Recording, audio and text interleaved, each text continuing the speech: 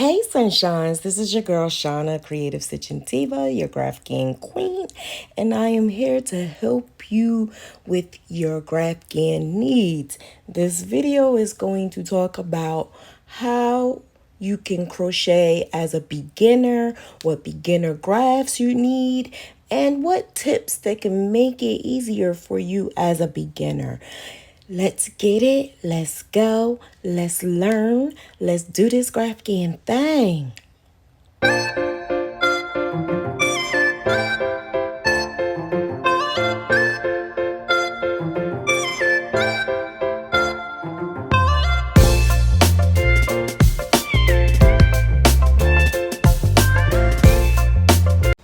Okay, so for a beginner, the best thing to do is to have a good graph.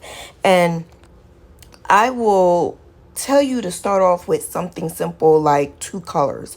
So that's what I did here. I just started off with two colors. That way you don't have to do a whole lot of color changing. So I basically have the two colors with the white and the gold. One side white, then the middle is gold, the other side white. Simple. So you start off with something as simple as that, and then you work your way on to the heart. The heart is the best graph to start off for beginners. You start off with that little 8x8, 10x10, work your way up to a bigger heart. Then you work your way up to a larger heart, 20x20.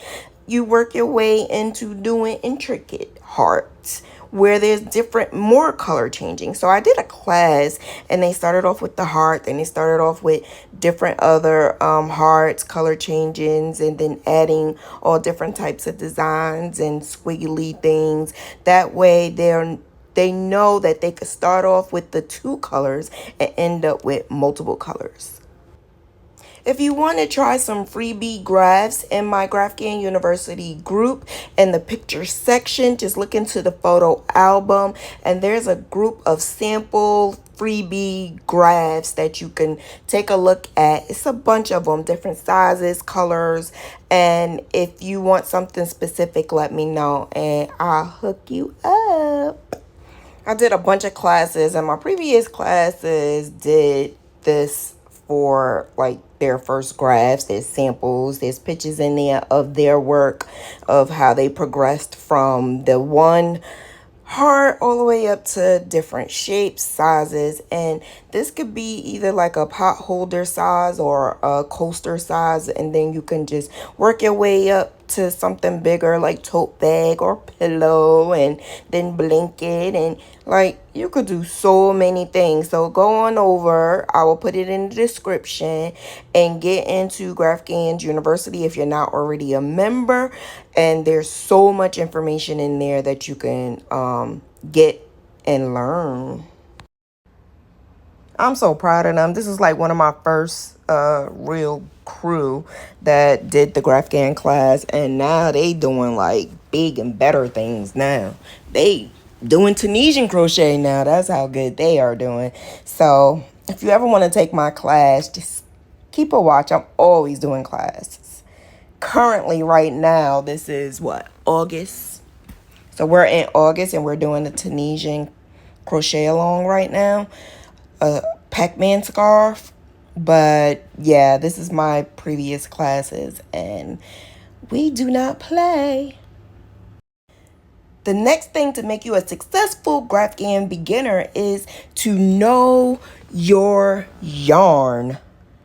The best yarn to use is the worsted yarn, which is the 4 medium acrylic. It's the best yarn to use to be a beginner at Graphghanning.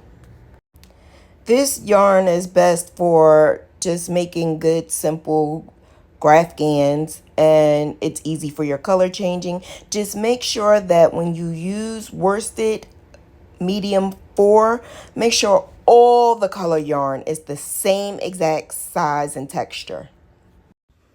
Another pointer is to make sure you have a good hook. Your crochet hook needs to be good. I suggest furrows. Furrow crochet hooks are pretty good because of the The hold of it, which is the grip, is pretty good, especially if you have arthritis, because I do.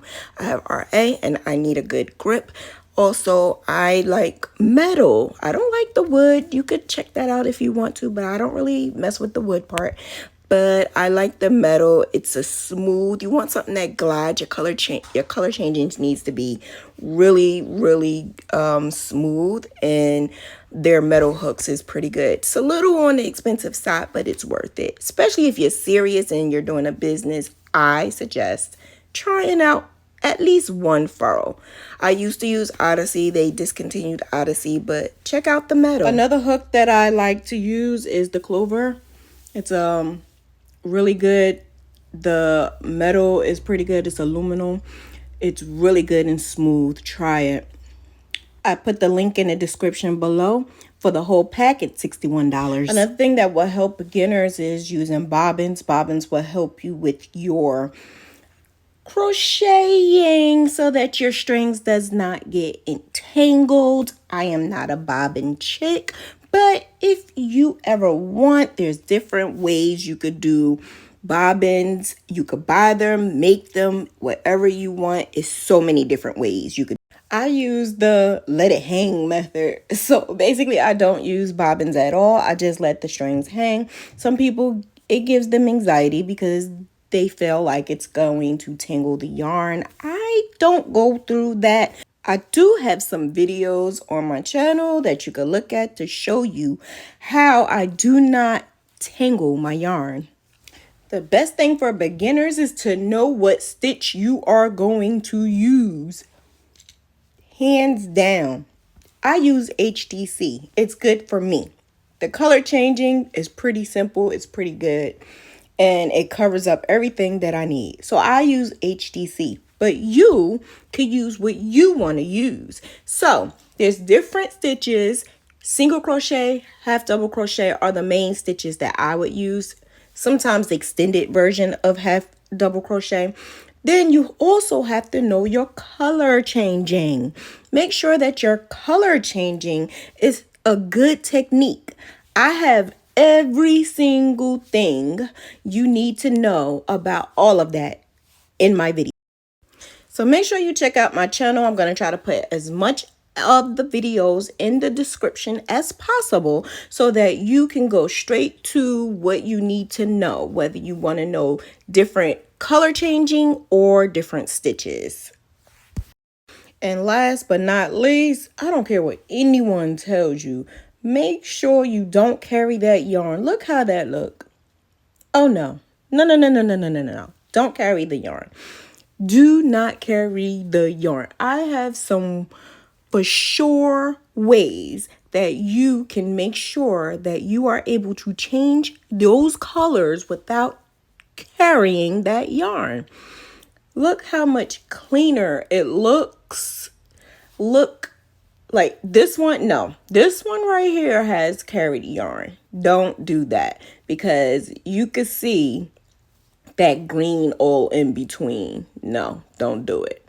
But you could also see how clean and clear that looks. Look how that looks. Clean and clear. You don't have any color changing in between. Look at that.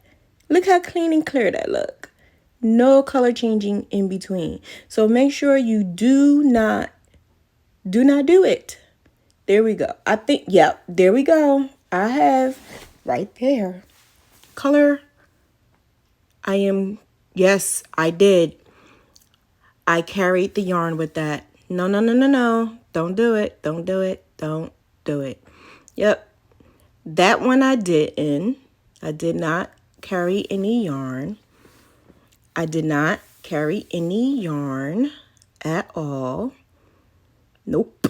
Sure didn't. But the other one, this one I did. I carried the yellow all the way through. Do not do that. Don't do it. Look how that look. It look a hot mess. Don't do it. Yeah, I only did it in that one little area right there because, you know, sometimes you might have like one little piece left over and carry that. Don't do it. Thanks a lot, Sunshines, for watching my video. I hope I helped you out learning more beginner-friendly techniques for those who want to learn how to do Graphghans. I have some more videos for you. You could check in the description below to find out what other videos I have. I elaborate way more on how to change your colors, how to use what stitch, whether it's single crochet, half double crochet, and different techniques on changing your colors. Not just one, not just two, but I have many more for you. Also, hang around, check out, make sure you watch for the next class that I have. I have so many different classes on how to do Tunisian crochet, regular crochet, Graphghan crochet, as well as learning how to do a graph pattern. Make sure you check that out, and bye.